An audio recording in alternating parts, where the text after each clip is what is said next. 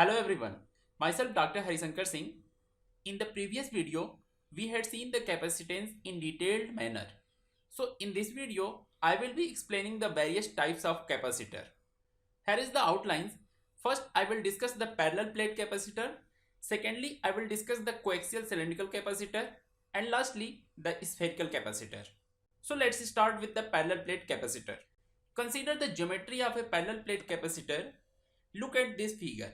Each plate has an area S and they are separated by a distance D that is very small compared with the dimension of plate, and the space between plates is filled with a homogeneous dielectric with permittivity epsilon. We notice the potential difference between these two plates. Now we will determine the fields and surface charge density of an infinite pair of parallel plates.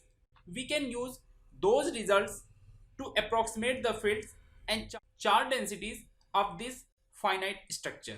Thus, we calculate the surface charge density on the upper plate as surface charge density rho s plus is equal to epsilon v naught by d. So, the total charge on upper plate is q is equal to surface integral s plus rho s ds, where s plus denotes the surface area of plates where the positive charge is located.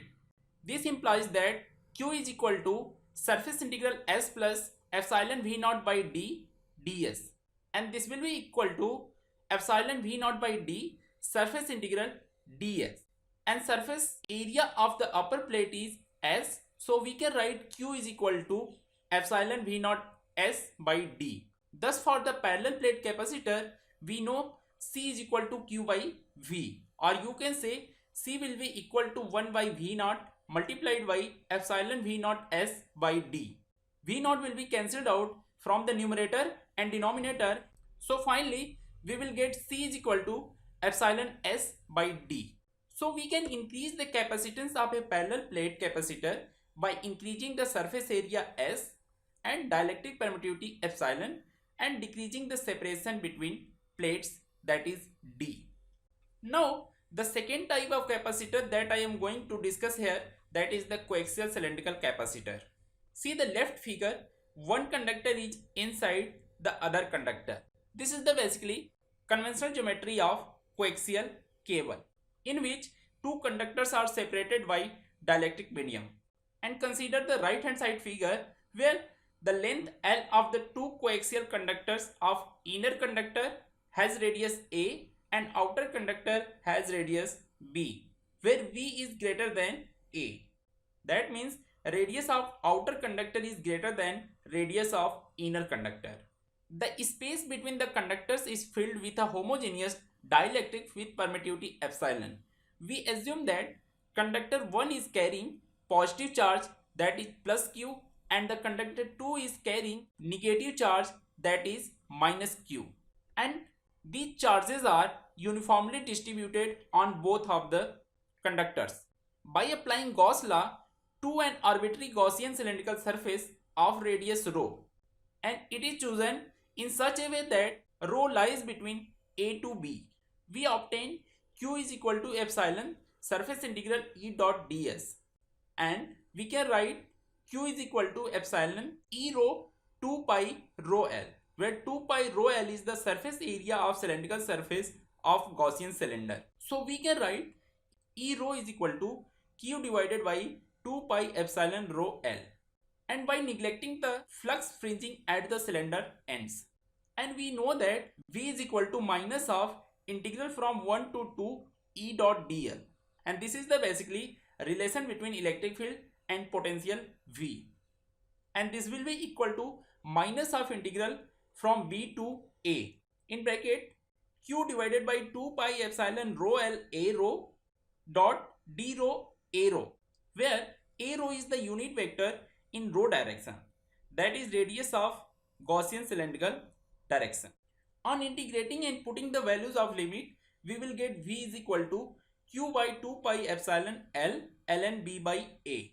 Thus, the capacitance of coaxial cylinder is given by C is equal to q by V, and ultimately we will get 2 pi epsilon L divided by ln B by A. This is the capacitance of coaxial cylindrical capacitor. Therefore, we can say that capacitance of coaxial capacitor can be increased by increasing the value of L, that means length of the cylinder, and decreasing the value of ln V by A, and increasing the dielectric permittivity epsilon. Now we will see the spherical capacitor. So basically a spherical capacitor is the case of two concentric spherical conductors. Look at this figure. The inner sphere is of radius A and outer sphere of radius V, where the radius of outer sphere is greater than that of inner sphere. That means V greater than A, and which is separated by a dielectric medium with permittivity epsilon. Now we assume that positive charge, that is plus q, is uniformly distributed on the inner sphere, while negative charge, that is minus q, is uniformly distributed on the outer sphere. By applying the Gauss law to an arbitrary Gaussian spherical surface of radius r, Gaussian spherical surface lies between A to B. That means r lies between A to B. We have q is equal to epsilon surface integral E dot ds, and we can write q is equal to epsilon ER 4 pi r square, where 4 pi r square is the surface area of arbitrary Gaussian sphere. Then we can write ER is equal to q divided by 4 pi epsilon r square AR, where AR is the unit vector in the direction of r. Now the potential difference between conductor is V is equal to minus of integral from 2 to 1 E dot dl. 2 is the outer sphere and 1 is the inner sphere. So we can write V is equal to minus integral from B to A, that means radius of outer sphere to radius of inner sphere, q divided by 4 pi epsilon r square AR dot dr AR. AR is the unit vector in the direction of r. On integrating and putting the values of limits, we will get V is equal to q divided by 4 pi r square in bracket 1 by A minus 1 by B. Thus, the capacitor of a spherical conductor is given by C is equal to q by V, and this will be equal to 4 pi epsilon divided by 1 by A minus 1 by B. Suppose B, that is the radius of outer conductor, tends to infinity, then capacitor C will be equal to 4 pi epsilon A. This is the capacitance of a spherical capacitor whose outer plates is infinitely large. Thank you for watching this video.